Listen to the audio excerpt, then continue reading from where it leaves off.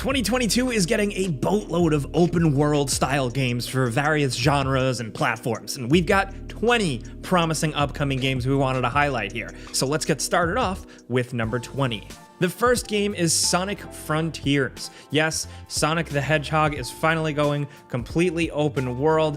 There's been lots of talk of it being inspired by Breath of the Wild. Honestly, what I look at here is just a playground for Sonic to go really fast. That's the name of the game, right? You want to be Sonic, you want to be free to go as fast as you can, wherever you can. I think they're onto something here with the open world thing. It doesn't feel as much like it's just another game jumping on the open world trend. Here with Sonic, I think the formula can actually make sense. You're going to be exploring the Starfall Islands, and there's going to be a bunch of different areas like forests, woods, snowy mountains, lava, and volcanoes, so there'll be a lot to mess with. We're just curious to see how it truly flows and how it plays.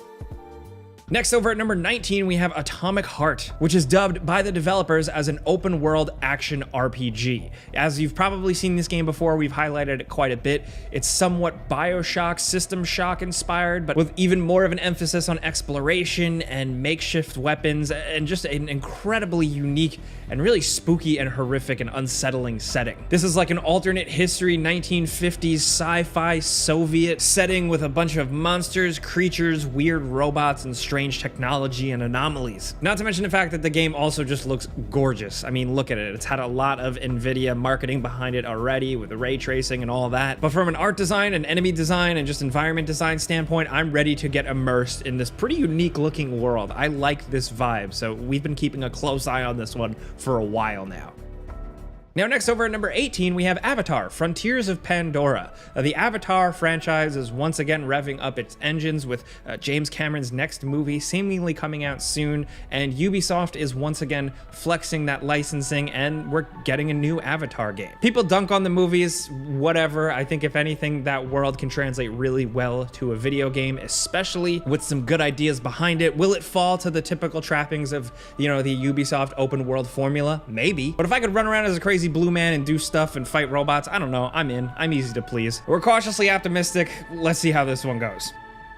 Now, next over at number 17, we have DokeV, which, as you may have seen the trailer before, this game looks wildly out of this world. Essentially, what this is a big open world action adventure monster collecting game with a little bit more of like a fun, lighthearted kiddie twist, but with a bunch of different traversal options, ways to customize yourself, a lot of social features and playing with friends, and of course, some monster battling stuff. It's funny because a lot of those elements, open world, monster collecting, all that stuff sounds pretty generic, but just with this presentation here, it really looks like unlike anything we've seen before. And I buried the lead here. It's from developer publisher Pearl Abyss, the people behind Black Desert Online, so it's got some gameplay chops behind it to back it up, hopefully, so don't write this one off.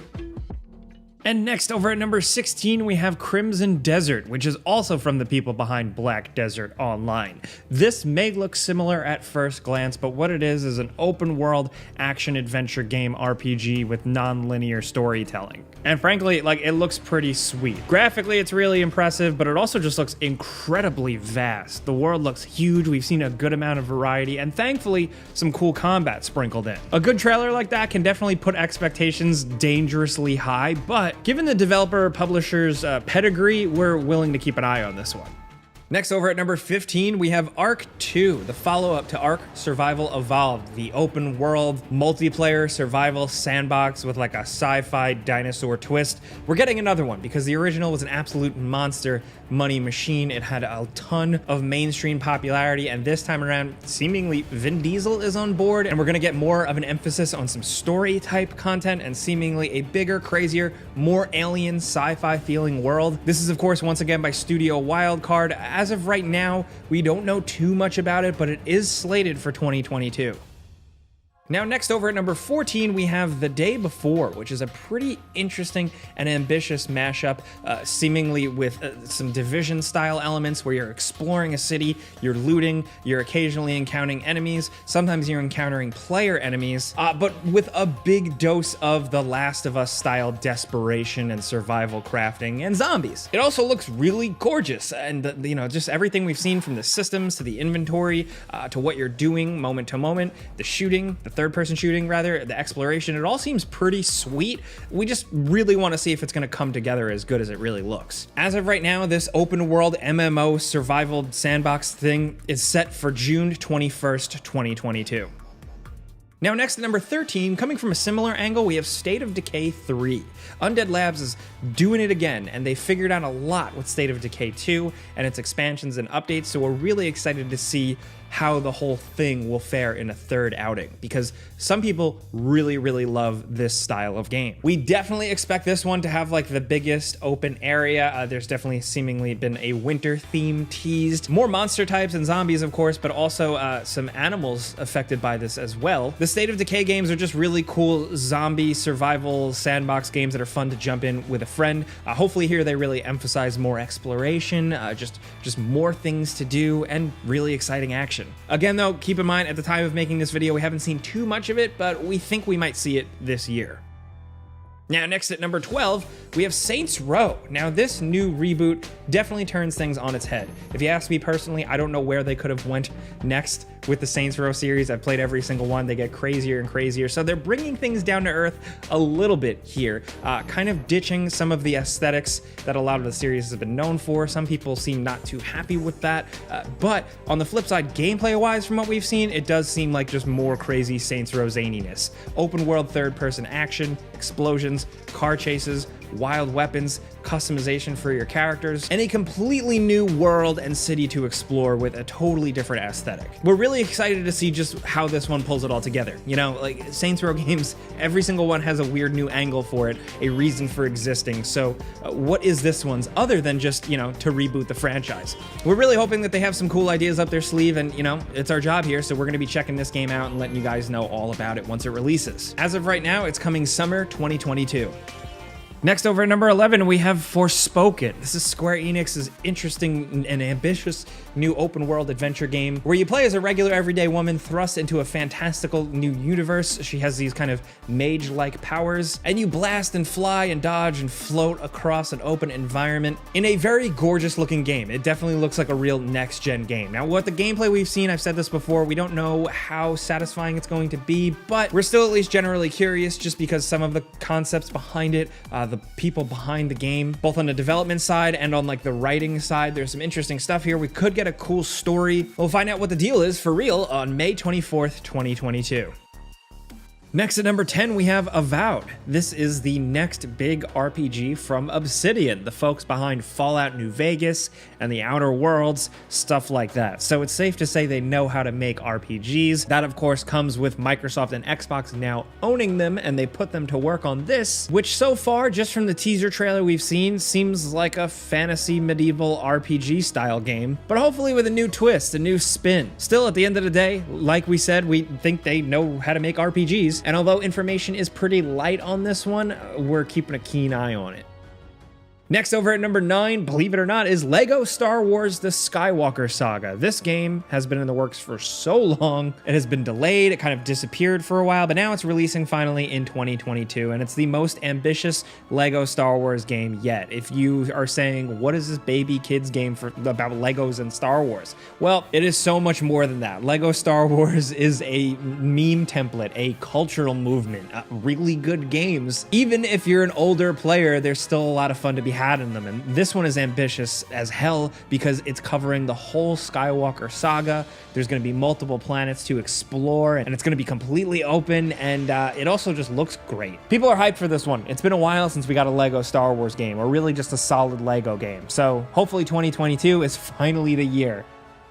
Next, over at number 8, we have Gotham Knights. This is the 4-player focused Batman action game, specifically focusing on the Bat family, you know, the people that Batman raised and taught, because in this game, apparently, Batman is dead, so it's up to this group to team up together and fight the bad guys of Gotham City, a seemingly open world Gotham City with vehicles and stuff you can engage in, with some Arkham-style combat with new spins because of the co-op nature. You can apparently play this completely straightforward single player, but you're going to be dealing with cool enemies like Mr. Freeze and the Court of Owls. What more could you want if you're a Batman fan? You might say Batman himself, but still, the comics have told some really great stories with these characters that mainstream audiences haven't really been exposed to, so hopefully Gotham Knights really blows it out of the water.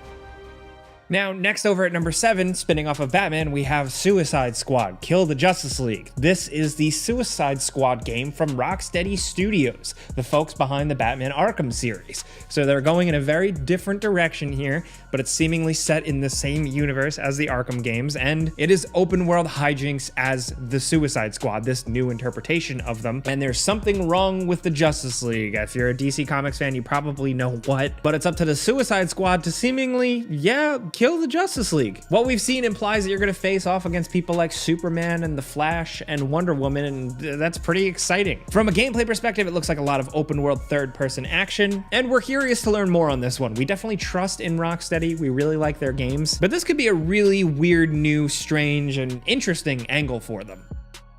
Now, next over at number 6, we have Stalker 2: Heart of Chernobyl. Now, it's worth pointing out that, like a lot of games on this list, it has been delayed here and there, but we think we're still going to definitely see it in 2022, and we hope so, simply because the original Stalker games were great. They defined PC gaming for a lot of people, and for those gameplay concepts and really that general vibe to kind of come to the modern era of gaming is just something worth celebrating. If you like post-apocalyptic anxiety and stress of like those survival style games, or if you're a fan of the Metro series, Stalker is something that you should definitely keep on your radar. It's a little bit different, but if it's anything like the original games, it's going to be pretty cool.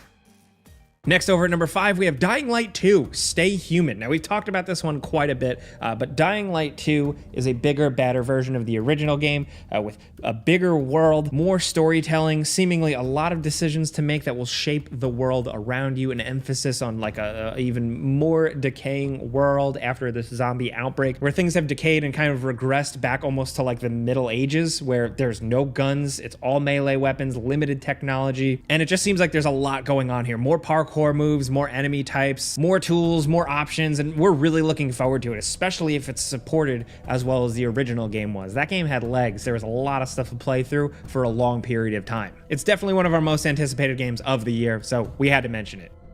Now, next over at number 4, we have Starfield. This is Bethesda's next big RPG. As of the time of making this video, we still don't know too much about it other than that it is a open exploration space RPG where you can seemingly fly to different planets or explore. There is going to be combat, there is going to be RPG elements, and we're curious to see how this goes because of Bethesda behind it. Now, a lot of people have been taking issue with Bethesda over the last few years, but putting that aside, the way we look at it is that they're finally making a game that isn't Fallout or Elder Scrolls. So we're curious to see what that means. How is this going to play? Is it going to feel different? Is it going to feel very much like their other games, but in space? I don't know, but personally, I want to see those questions answered. And I think it's going to be fun just to see how this pans out.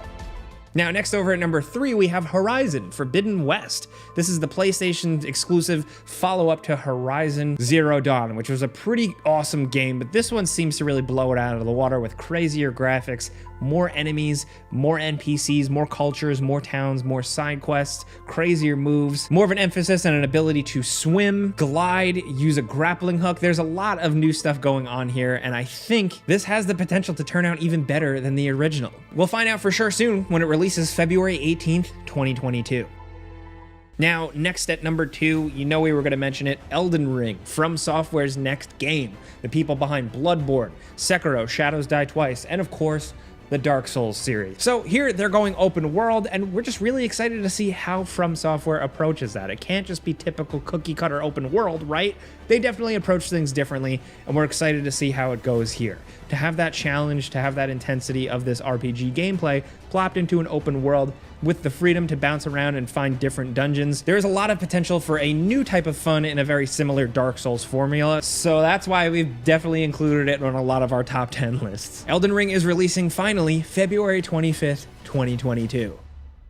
Now down to number 1, we have The Legend of Zelda Breath of the Wild 2. Now, still information on this one is slight. We really only have 2 teaser trailers, and so far it looks like they're definitely expanding upon some of the gameplay concepts of the original game in terms of gadgets and puzzle solving, but we're also expecting a new area. Is it going to be bigger? Maybe. There's all types of rumors and speculation about different timelines, different characters. We could speculate all day, but if you want us to just be honest with you, I don't know. It's a new Zelda game. We really liked Breath of the Wild, and they're making another one, and we're curious to to see how they put a new spin on things, but we love Zelda, so yes, we're there, day one. Hopefully it finally releases this year. Now we got some bonus games we also wanted to include. The first is Harry Potter Hogwarts Legacy. This might be 2023, but we thought it was worth highlighting at least.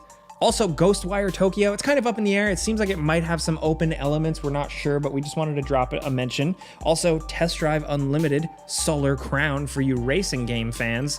And the next Fable game. Xbox has been working on it. We don't know if it's going to release this year, but we wanted to cover our bases just in case it is. And also, last but certainly not least, Sons of the Forest, the long-anticipated follow-up to the original Forest. But those are 20 open-world games we're looking forward to playing, hopefully in 2022. So we want to hear from you guys in the comments if you got your own list. If you got your own top 5 open-world games you're looking forward to or anything like that, be sure to drop it in the comments. We want to know what you're interested in so we can cater it to new videos. But if you enjoyed this video and maybe learned about a game, clicking the like button's all you got to do. It really helps us out. And if you're new, consider subscribing, maybe hitting that notification bell because we put out new videos every single day.